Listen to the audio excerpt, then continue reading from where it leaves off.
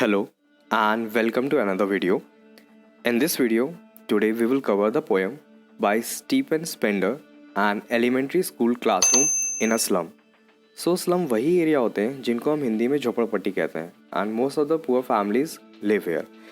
एक बात और नोट करने वाली ये है कि जितने भी स्लम एरिया हैं most of the slum area होते ही हैं कि वो किसी ना किसी इंडस्ट्रियल टाउन या इंडस्ट्रियल साइट के आसपास ही होते हैं, क्योंकि वहीं से जो पुअर लोग हैं they work there in those industries for basic wages. और ये जो पोएम है this is the second poem of class 12th English. इन दिस वीडियो we will understand what the poem wants to teach us and the message expressed by the poet with explanation line by line. So let's begin.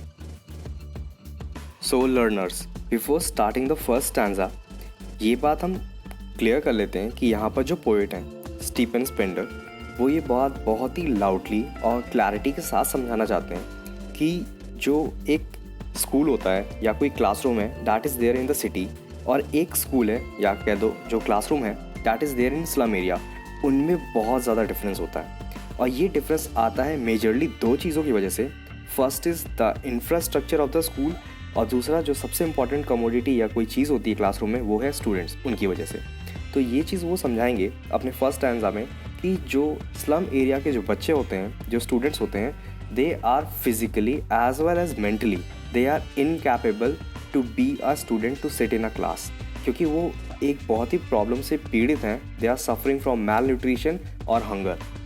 यही इन्हीं सब चीज़ों की वजह से they can not concentrate on their studies. ये चीज़ first stanza में वो बात क्लैरिफाई करेंगे.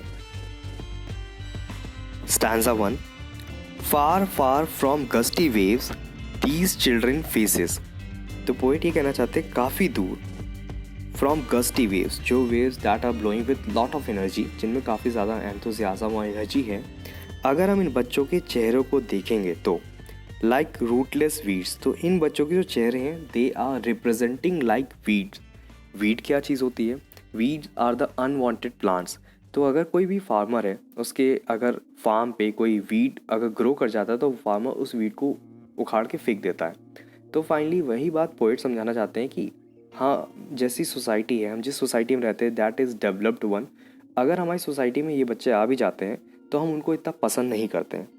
और एक प्लांट के लिए सबसे इम्पॉर्टेंट चीज़ डेवलपमेंट के लिए क्या होती है वो है रूट, क्योंकि रूट तैयार करती है उनका बेस आगे ग्रोथ के लिए. तो पोएट ये भी समझाते हैं कि ये जो बच्चे हैं जो स्लम एरिया में रहते हैं दे आर रूटलेस, कि हम लोग हैं that we are sustaining just because of our parents. हमारे पेरेंट्स हमारा सपोर्ट करते हैं, हमें बेस तैयार करके दिया है, हमें हमारा एडमिशन करा रखा है and we are studying there. लेकिन इनके पेरेंट्स इतने कैपेबल नहीं है, that's why they are rootless and weeds. The hair torn around their pallor. Pallor का मतलब होता है पेल फेस, एक चेहरा जिसमें से काफ़ी मतलब जो कलरलेस है and that is not full of energy. तो उनके जो बाल हैं बच्चों के they are torn around their pallor. एकदम इसका मतलब कि उनके बाल ढंग से कॉम्प्ड नहीं है. एक नॉर्मल सोसाइटी, एक जो काफ़ी डेवलप्ड सोसाइटी है, वहाँ के बच्चे जाते हैं तो उनके मॉम डैड उनको अच्छे से तैयार करते हैं, उनका ड्रेस कोड होता है एंड फाइनली वो ढंग से बालों को कॉम्ब करके जाते हैं. लेकिन यहाँ पर जो स्लम एरिया है यहाँ पर बच्चे बस ऐसे ही आ जाते हैं school. The tall girl with her weighed down head.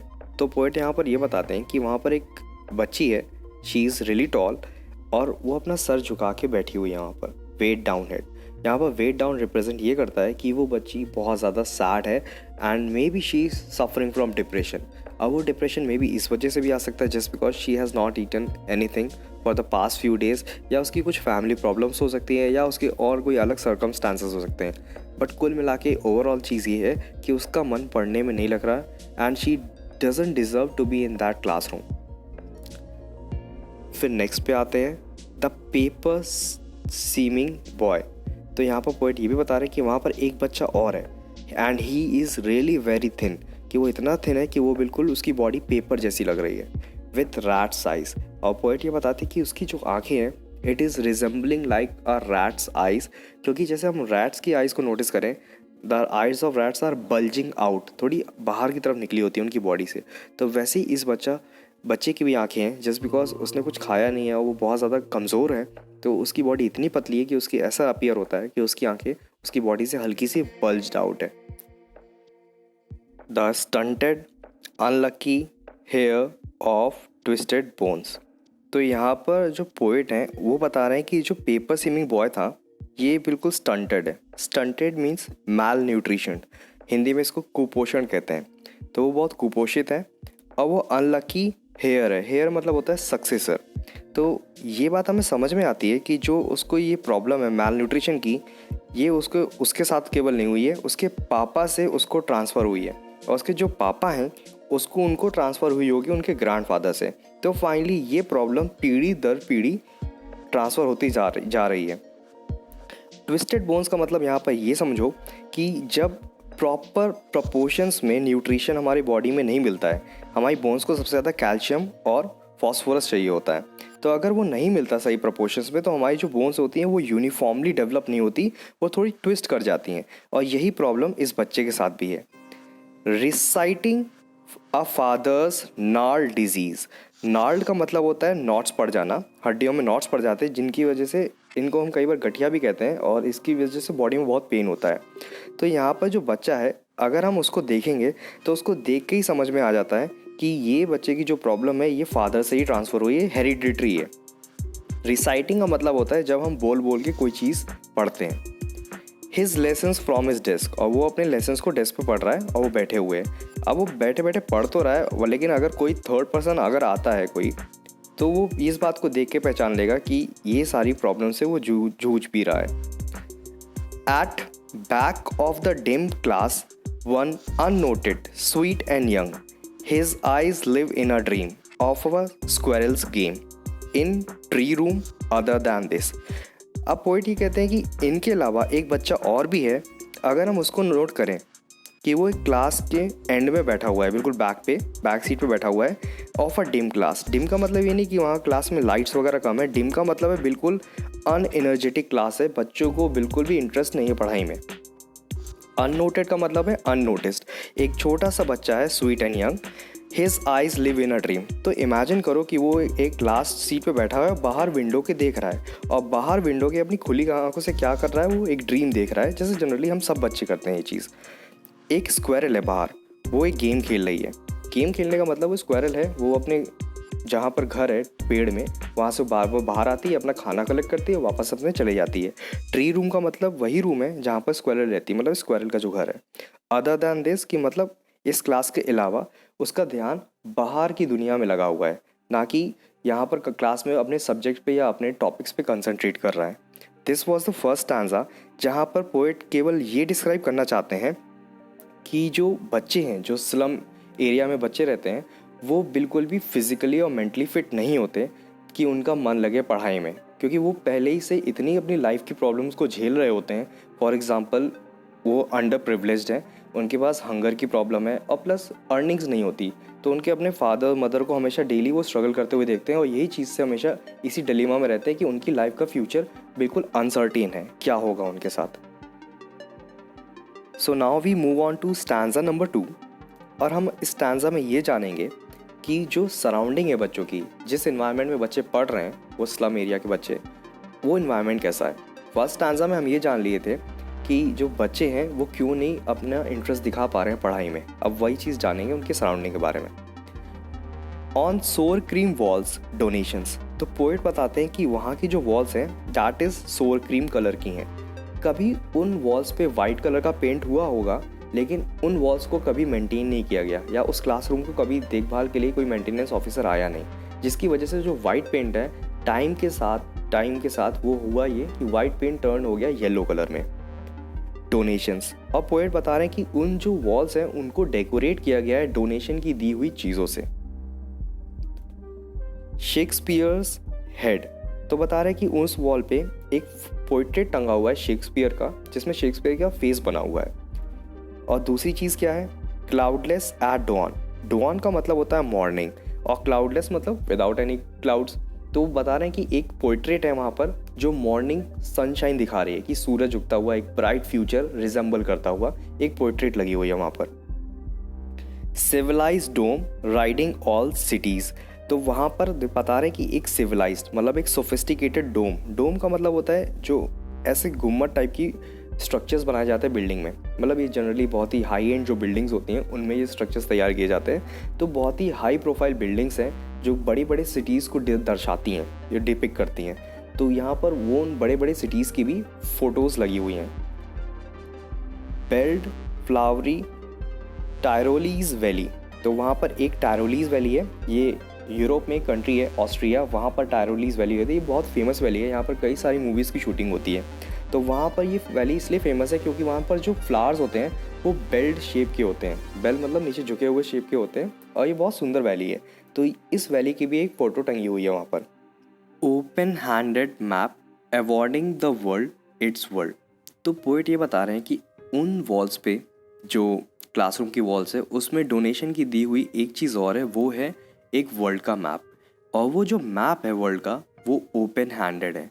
Open handed का मतलब ये, उस मैप में कोई भी सिंबल्स का इस्तेमाल या कोई भी लेजेंड्स का इस्तेमाल या स्केल का इस्तेमाल नहीं हुआ है। वो एक सिंपल सा अंडरस्टैंडेबल मैप है जिसको देख के हम समझ सकते हैं। Awarding the world it's world का मतलब ये कि जितने भी रेजिडेंट्स हैं इस दुनिया में, रहने वाले लोग हैं, वो उस वर्ल्ड के मैप को देख के समझ सकते हैं कि वो किस कंट्री को बिलोंग करते हैं, वो कंट्री की लोकेशन क्या है। For example, being an Indian, हम ये देख सकते हैं कि इंडिया कहाँ पर है, and somewhere in India we are residing there. And yet for these children these windows not this map their world. तो पोइट ये भी बता रहे हैं कि इन बच्चों के लिए इन विंडोज से बाहर की जो दुनिया है वो केवल वहीं तक लिमिटेड है, till the boundaries of the slum. वो पोइट ये कहना चाहते हैं कि इन बच्चों की जो दुनिया है वो वहीं तक है जहाँ तक ये स्लम एरिया की बाउंड्री है, इसके आगे की कोई दुनिया है ही नहीं। और बच्चे अपनी दुनिया को, मतलब अपने स्लम एरिया को इस वर्ल्ड के मैप पे नहीं देख सकते।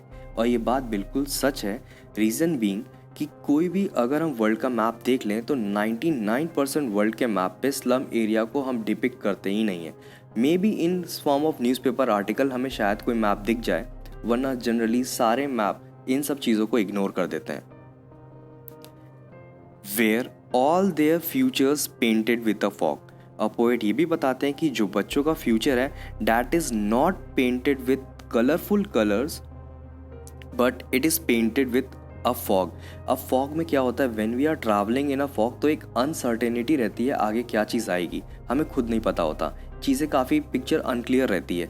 तो वही पोएट बताना चाहते हैं कि इन बच्चों का जो फ्यूचर है that is painted with a fog, उन्हें खुद नहीं पता उनके फ्यूचर में क्या चीज़ होने वाली है। जैसे हम being in a developed society हम रहते हैं तो हम अपने चीज़ों को, फ्यूचर को प्लान करते हैं, हम डेली छोटे छोटे टास्क बनाते हैं ताकि हम आगे चल के अपने गोल्स को अचीव कर पाएँ। इन बच्चों के साथ ये चीज़ें नहीं हैं, इसलिए उनका फ्यूचर बिल्कुल अनसर्टेन है। A narrow street sealed in with a lead sky। तो पोइट ये बताना चाहते हैं कि इनके जो घर होते हैं उनके बाहर की जो गलियां होती हैं दैट इज़ वेरी नैरो, बहुत ही ज़्यादा ब्रॉड नहीं होती, बहुत ही पतली होती हैं और शायद एक ही पर्सन वहाँ से निकल सकता है। सील्ड इन का मतलब है यहाँ पर कि इनकी जो स्ट्रीट्स होती हैं that is closed with a lead sky. Lead sky represent करता है यहाँ पर polluted environment, air pollution specially. जब ज़्यादा एयर पोल्यूशन होता है तो हमें स्टार्स और ये सारी चीज़ें दिखती नहीं हैं क्योंकि एक बहुत ही डार्क क्लाउड की लेयर कवर कर लेती है।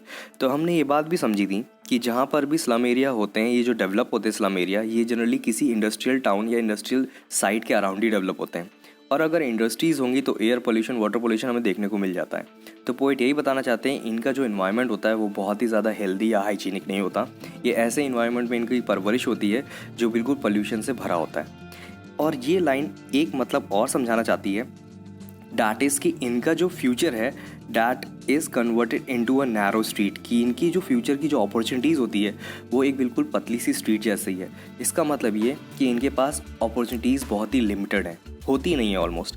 Sealed in with a lead sky का मतलब कि इनका जो फ्यूचर है वो बिल्कुल डार्क है, जैसे कि जिस इन्वायरमेंट में लोग रहते हैं वो डार्क है और सेम वैसे इनका फ्यूचर भी। फार फार बहुत दूर, from reverse keeps and stars of words.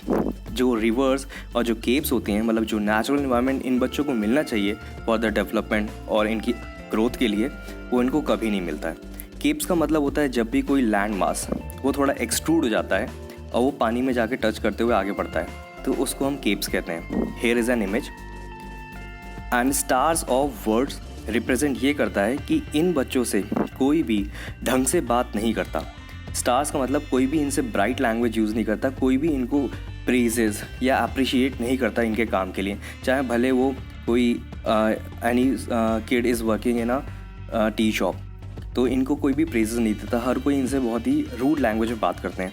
And next thing ये चीज़ और रिप्रेजेंट करती है that they are very far from literature and every aspect of literacy, कि मतलब इनको लिखना पढ़ना भी नहीं आता, इसीलिए इनका जो फ्यूचर है that is totally limited. Surely Shakespeare is wicked, the map a bad example with ships and sun and love tempting them to steal for lives that slyly turn in their cramped holes from fog to endless night. तो यहाँ पर जो poet हैं वो ये बताना चाहते हैं कि जो शेक्सपियर की फ़ोटो लगी है, जो पिक्चर लगी है इनकी क्लासरूम में, वो बिल्कुल इन बच्चों के लिए विकेट है। विकेट का मतलब होता है स्ट्रेंज, अजीब सी। तो यहाँ पर शेक्सपियर की फ़ोटो एक बैड एग्जाम्पल इसलिए है क्योंकि इन बच्चों को लिखना पढ़ना बिल्कुल नहीं आता है, और इनको अगर हम कोई स्पेलिंग भी दे देंगे लिखने के लिए तो वो एक स्पेलिंग भी करेक्ट नहीं लिख सकते हैं। और यहाँ पर इन बच्चों के लिए फ़ोटो लगी है इंग्लिश लिटरेचर के जो गॉड है शेक्सपियर, उनकी फ़ोटो लगी हुई है। तो ये बिल्कुल चीज़ें बिल्कुल आयरॉनिकल हो चुकी हैं। It is just like an example की तरह हम समझते हैं कि अगर कॉमर्स सेक्शन में अगर हम जो साइंस और फिज़िक्स के पायनियर्स हैं जैसे Nikola Tesla, Albert Einstein, Alexander Graham Bell, इनकी फ़ोटो लगा देंगे तो उन कॉमर्स वाले बच्चों के लिए बिल्कुल स्ट्रेंज वाली बात होगी। तो सेम चीज़ यही समझाना चाहते हैं पोएट भी। The map a bad example with ships and sun and love tempting them to steal. और पोएट ये भी कह रहे हैं कि इसकी क्लासरूम में जो मैप लगा हुआ है वर्ल्ड मैप, वो भी एक अच्छा एग्जाम्पल शो नहीं करता इन बच्चों को, जहाँ कि इन बच्चों को समझना चाहिए कि दुनिया है कैसी। ये लोग उस चीज़ को किसी दूसरी तरीके से परसीव कर लेते हैं। वो इन सारी शिप्स को, अच्छी अच्छी चीज़ों को देखते हैं, जब सन को देखते हैं, लव को देखते हैं। शिप्स का मतलब यहाँ पर क्रूज शिप को समझना, कार्गो शिप को नहीं। तो उनको ये सारी चीज़ें बहुत ही टेम्पटिंग लगती है। टेम्पटिंग का मतलब होता है कोई चीज़ बहुत अच्छी लगना। तो इन सब चीज़ों को पाने के लिए वो करते क्या हैं, उन्हें ये बात भी समझ में आती है कि ये सब चीज़ें पाएंगे कैसे, व्हेन दे हैव मनी, जिनके अब ये लोग फाइनेंशियली काफ़ी स्ट्रांग होंगे। लेकिन अब ये लोग फाइनेंशियली जब स्ट्रांग नहीं है तो ये लोग शॉर्टकट रास्ते ढूंढते हैं, एंड दैट इज़ स्टीलिंग। तो वो चोरी करना लगता है ताकि अपनी लाइफ्स को बेटर बना पाए। For lives that slyly turn in their cramped holes from fog to endless night. So यहाँ पर जो इनकी लाइव्स हैं, जिसको ये लोग बहुत ही अच्छा बनाना चाहते हैं, लेकिन यही लाइफ उनके साथ एक ट्रिक खेल देती है। स्लाइली का मतलब होता है क्लेवरली या ट्रिकी तरीके से। फ्रॉम देयर क्रैम्प्ड होल्स, तो यहाँ पर जो लोग ये लोग रहते हैं जिस घरों में, उनको पोएट ने क्रैम्प्ड बोला है। क्रैम्प्ड का मतलब बिल्कुल भरा हुआ, जहाँ पर बिल्कुल भी जगह ना हो, that is filled with people. Holes का मतलब यहाँ पर इनके घर हैं, इनके होम्स हैं, they are compared with holes, कि वो इतने स्मॉल है as compare to holes. From fog to endless night, तो इनका जो फ्यूचर है वो अभी तक एक फॉग था, that was painted with a fog, जो हमने पिछले स्टैंजा में पढ़ा था। अब पोएट ये बता रहे हैं कि वो कन्वर्ट हो जाता है एंडलेस नाइट में, टोटल डार्कनेस में। ओवरऑल रिप्रेजेंटेशन इस चीज़ का ये है कि ये लोग जब चोरी करते हैं तो फाइनली इनके खिलाफ एक क्रिमिनल एक्शन हो जाता है, और जो अभी इनकी लाइफ में कुछ एक सर्टेनिटी थी कि शायद कोई फ्यूचर इनका हो सकता है कुछ, वो बिल्कुल कन्वर्ट हो जाता है एक डार्क नाइट में, कि मतलब उनका जो फ्यूचर है दैट इज़ टोटली डिस्ट्रॉयड, क्योंकि इनके अगेंस्ट क्रिमिनल एक्शन स्टार्ट हो जाता है and they are put behind bars. और जब ये लोग एक बार जेल चले जाते हैं तो इसके बाद इनका कोई क्रिमिनल प्रोसीजर आगे कुछ हो ही नहीं पाता है, ना इनका कोई नंबर आता है, एंड फाइनली ये हमेशा लाइफ लॉन्ग वहीं प्रिजन में रह जाते हैं। ऑन देयर स्लैग हीप, यहाँ पर स्लैग रेफर करता है कचड़े को, वेस्ट मटेरियल को। हीप का मतलब होता है जब किसी चीज़ का पहाड़ बन जाता है। तो अगर हम इनके कॉलोनीज़ को देखें, इनके स्लम एरिया को देखो, वो किसी ना किसी कचड़े के ढेर पे ही इस्टेब्लिश हो जाती हैं।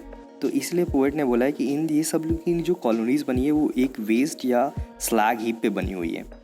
These children wear skins peeped, peeped का मतलब होता है झाँकना, through by bones and spectacles of steel with mended glass. तो पोएट ये बता रहे हैं कि ये बच्चे इतने ज़्यादा थिन है, इतने थिन है कि इनकी जो बोन्स हैं वो ऐसा लगता है कि वो झांक रही हैं स्किन के थ्रू इनकी। अब इनकी बॉडी में इतना भी फ्लैश या इतना भी मसल नहीं होती कि हमें ये समझ में आए कि दे आर हेल्दी। ये इतने पतले हैं कि हमें इनकी स्किन से साफ साफ इनकी बोन्स विजिबल हो जाती हैं। एंड स्पेक्टिकल्स ऑफ स्टील, ये बात समझना जो बच्चे मेरी तरह अंधे नहीं हैं उनके लिए। स्पेक्टिकल्स ऑफ स्टील रेफर ये करता है कि कोई भी स्पेक्टिकल या कोई भी चश्मे का फ्रेम वो उतना ज़्यादा कॉस्टली होता है वो जितना लाइट होगा, जितना लाइट मटेरियल का बना होगा। तो इनके पास इतने फाइनेंशियली ये लोग स्ट्रॉन्ग होते नहीं हैं। तो ये जो कुछ भी इनको स्पेक्टिकल्स मिलते हैं, खासकर जो बच्चे जो स्पेक्टिकल्स को पहनते होंगे और वो जो स्लम एरिया को बिलोंग करते होंगे, वो स्टील के बने हुए फ्रेम्स को पहनते हैं और वो बहुत ही हैवी होते हैं विद मेंडेड ग्लास। मेंडेड का मतलब होता है एडजस्टेड या करेक्टेड। तो इनके पास इतने भी पैसे नहीं होते कि अपने सही नंबर का जो आई करेक्ट होता है, ये maybe they are suffering from myopia और हाइपरमेट्रोपिया, तो करेक्ट नंबर ये नहीं पहन पाते। तो जो कुछ भी इनको ग्लास मिलता है वो ये लोग लगा लेते हैं जिनसे भी इनको साफ साफ दिख जाए, like bottle bits of stone. और इनके जो चश्मे पे ग्लास लगा रहता है वो ऐसा लगता है कि जैसे किसी ने बॉटल को स्टोन पे मार के तोड़ दिया हो और जो पीसेस ऑफ ग्लास है वो इनको चश्मे पे एडजस्ट कर देते हैं। तो इनके चश्मे पे जो ग्लास लगा होता है उस पर क्रैक्स और होल्स आराम से विजिबल होते हैं और इनके चश्मे हमेशा फॉगी टाइप के रहते हैं, गंदे से। All of their time and space are foggy slum. तो इन बच्चों का जितना भी टाइम इन 24 आवर्स में जो बीतता है वो इसी स्लम एरिया में बीतता है। स्पेस का मतलब होता है जहाँ पर ये लोग रहते हैं वो पूरा पूरा कवर्ड रहता है वही स्लम एरिया से, तो वहीं की उन्हीं पोल्यूटेड इन्वायरमेंट में ये लोग रहते हैं। So blot their map with slums as big as doom. तो पोइट यहाँ पर ये कहते हैं कि इन बच्चों के जो मैप हैं उस पर इन स्लम एरिया को ब्लॉट कर दो। ब्लॉट का मतलब होता है मार्क बना दो, बड़े बड़े मार्क बना दो उन वर्ल्ड मैप पे। As big as doom, doom का मतलब होता है डेथ। तो पोइट ये याद दिलाना चाहते हैं बाकी लोगों को, जिन लोगों की सोसाइटीज़ डेवलप हो रही हैं, कि इस मैप पे, इस दुनिया के मैप पे ये स्लम एरिया भी बिलोंग करते हैं, कि अगर हम इन स्लम एरिया को नोटिस नहीं करेंगे तो यहाँ के जो रहने वाले बच्चे हैं और बाकी जो रेजिडेंट्स हैं इस स्लम एरिया के, they will be doomed. Doomed का मतलब ये दे विल फेस डेथ। तो कुल मिला के ये बिल्कुल एक इनजस्टिस हो जाएगा टू द ह्यूमैनिटी कि जहाँ पर एक सोसाइटीज़ डेवलप करती जा रही है वहाँ पर हम लोगों ने इन लोगों को पीछे छोड़ दिया है। तो पोइट ये चाहते हैं कि ये चीज़ बिल्कुल ना हो, हम लोग इनको भी आगे बढ़ने का मौका दें और इनको हम साथ लेके चलें। Now we are at the final stanza of the poem. और इस स्टैंजा में जो पोइट हैं वो रिक्वेस्ट करेंगे उन लोगों से जिनसे पोइट को कुछ उम्मीदें हैं, that they can make their lives of slum children better. अब वो लोग हैं गवर्नर, इंस्पेक्टर और विजिटर, जो लोग कोई पॉलिसी मेकर्स हो सकते हैं। This map becomes their window. Their का मतलब यहाँ पर गवर्नर, इंस्पेक्टर और विजिटर है, और विंडो यहाँ पर रिप्रेजेंट करता है अपॉर्चुनिटी को। And these Windows that shut upon their lives like catacombs. तो पोइट ये कह रहे हैं कि ये जो गवर्नर, इंस्पेक्टर और विजिटर हैं वो इन बच्चों का जो मैप है, मतलब इन बच्चों का जो एरिया है, जो स्लम एरिया है, उसको अपनी एक अपॉर्चुनिटी बना लें। अपॉर्चुनिटी का मतलब कि यहाँ पर वो आएँ और काम करें और इन लोगों की लाइफ को बेटर बनाएं और एक बहुत ही बढ़िया रिफॉर्म लेके आएँ इनकी लाइफ में। अगर ये ऐसा नहीं करेंगे तो क्या होगा? These Windows that shut upon their lives like catacombs. तो ये जो कैटाकॉम होता है, कैटाकॉम का मतलब होता है अंडरग्राउंड बरियल चैम्बर। बहुत पहले जब लोगों की डेथ होती थी तो एक अंडरग्राउंड बहुत बड़ा सा रूम बना दिया जाता था, ठीक है, चैम्बर बना दिया जाता था, और उन चैम्बर्स में हंड्रेड्स और थाउजेंड्स ऑफ लोगों को वहीं पर दफन कर दिया जाता था और उसको ऊपर से सील कर देते थे। दैट इज़ कॉल्ड कैटाकॉम्स, एक अंडरग्राउंड बरियल चैम्बर। तो पोएट ये बताते हैं अगर ये लोग यहाँ आके रिफॉर्म्स नहीं लाएंगे तो ये जो बच्चे जिस क्लासरूम में बैठे हैं और उस क्लासरूम की जो विंडोज़ हैं वो बंद हो जाएंगी, वो सील हो जाएंगी। और अगर वो सील हो गई तो वही क्लासरूम, जिस क्लासरूम में बच्चे बैठ के अपने फ्यूचर को बेटर बनाना चाहते हैं, वही क्लासरूम कन्वर्ट हो जाएगी एक कैटाकॉम में और बच्चों की कब्र भी वहीं बन जाएगी, ये विंडो बंद होने से की वजह से। ये पोएट इन 3 लाइन्स पे समझाना चाहते हैं। Break o break open till they break the town. तो यहाँ पर जो पोएट हैं वो एक रिक्वेस्ट करते हैं, किनसे? गवर्नर, इंस्पेक्टर और इन्हीं विजिटर से, क्योंकि पोएट को सबसे ज़्यादा उम्मीदें इन्हीं से हैं कि ये इनकी लाइफ में चेंजेस ला सकते हैं। तो वो यहाँ पर रिक्वेस्ट ये कर रहे हैं कि इन बच्चों में, जो स्लम एरिया में रहते हैं बच्चे, उनकी जो रिस्ट्रिक्शंस हैं, उनके ऊपर जो चेन्स हैं, ये उनके पास जो फ्रीडम नहीं है, जो एजुकेशन नहीं है, इन सारी रिस्ट्रिक्शंस को ब्रेक कर दिया जाए। कब तक ब्रेक कर दिया जाए? Till they break the town, कि जब तक वो टाउन को ब्रेक करके बाहर नहीं आ जाते उस स्लम एरिया से जहाँ पर वो पॉल्यूटेड एनवायरनमेंट पे रह रहे हैं, ताकि वो एक रियल वर्ल्ड में आ जाए और अपने फ्यूचर को एक बेटर प्लेटफॉर्म दे पाएँ। And show the children to green fields. और पोएट ये भी रिक्वेस्ट करते हैं कि इन बच्चों को ग्रीन फील्ड से इंट्रोड्यूस कराया जाए, एक मतलब कि क्लीन एनवायरनमेंट इनको प्रोवाइड कराया जाए जहाँ पर ये अपने लाइफ को और अच्छे बना पाएँ, एक सही ट्रैक पे ला पाएँ। And make their world run azure on gold sand. Azure का मतलब होता है अ क्लियर ब्लू स्काई, और यहाँ पर एज्योर का लिटरल मतलब ये होता है कि एक ब्राइट ब्लू कलर होता है, उसको एज्योर कहते हैं। तो यहाँ पर क्लियर ब्लू स्काई रिप्रेजेंट करता है ये word. On gold sand, gold sand का मतलब यहाँ पर उन सैंड की बात कर रही है जो बीचेस पे हमको मिलती हैं। तो पोइट ये कहते हैं कि इनको एक नेचुरल एनवायरनमेंट मिलना चाहिए जो कि बिल्कुल क्लीन हो, पोल्यूशन फ्री हो। इन बच्चों को ग्रीन फील्ड से इंट्रोड्यूस कराएं, हम इनको बीचेस पे सैंड दिखाएं, डिजर्ट्स दिखाएं, और जो एक नेचुरल लैंडस्केप्स होते हैं वो जाके ये एक्सपोजर लें उन सब चीज़ों का। And let their tongues run naked into books the white and green leaves. यहाँ पर जो वाइट है यहाँ पर रिप्रेजेंट करता है वाइट जो पेपर होते हैं, जो बुक्स होती हैं, और ग्रीन लीव्स का मतलब होता है नेचर। तो पोइट इस बात की भी रिक्वेस्ट करते हैं कि इन बच्चों के हाथों में बुक्स दे दी जाएं ताकि ये बच्चे अपने आप को लिटरेट बना पाएँ। और ग्रीन लीव्स का मतलब ताकि ये बच्चे इन्वायरमेंट के बारे में भी जानें जो अभी तक इन बच्चों को कुछ पता ही नहीं, क्योंकि ये इतने पोल्यूटेड और एक इतने स्लम एरिया में रह रहे हैं जो बहुत ही ज़्यादा क्लस्टर्ड है लोगों से। History theirs whose language is the sun. और जो ये फाइनल लाइन है ये सबसे कंफ्यूजिंग होती है। तो पोइट यहाँ पर ये बात बोलते हैं कि हिस्ट्री उन्हीं की होती है जिनकी लैंग्वेज सन होती है, मतलब जो सन की लैंग्वेज बोलते हैं। अब ये सन की लैंग्वेज क्या है, ये समझने वाली बात ये है कि जैसे कि सन होता है, इट बर्न्स इटसेल्फ, और हम लोगों को लाइट देता है। तो पोइट यही कह रहे हैं कि हमें सन की लैंग्वेज बोलनी चाहिए ताकि हिस्ट्री में हमारे नाम हो, और हिस्ट्री में उन्हीं लोगों का नाम हुआ है जिन्होंने सन की लैंग्वेज बोली है। इट मीन्स कि हम अपने आप कंज्यूम करें और अपना जितना भी एफर्ट्स हैं वो सोसाइटी में कंट्रीब्यूट करें ताकि लोगों की लाइफ काफ़ी अच्छी बेटर हो। और यही काम सन भी करता है, वो दूसरों को इनलाइट करता है और कभी किसी चीज़ की रिक्वायरमेंट नहीं मांगता। और जैसे जैसे हम कई पायनियर्स लोगों के नाम भी सुन सकते हैं, जैसे कि चंद्रशेखर आज़ाद और अपने महात्मा गांधी, इन सब लोगों ने हमेशा सोसाइटी को कंट्रीब्यूट किया है, अपने से अपने आप को कंज्यूम करके सोसाइटी को दिया है और कभी सोसाइटी से कोई चीज़ मांगी नहीं।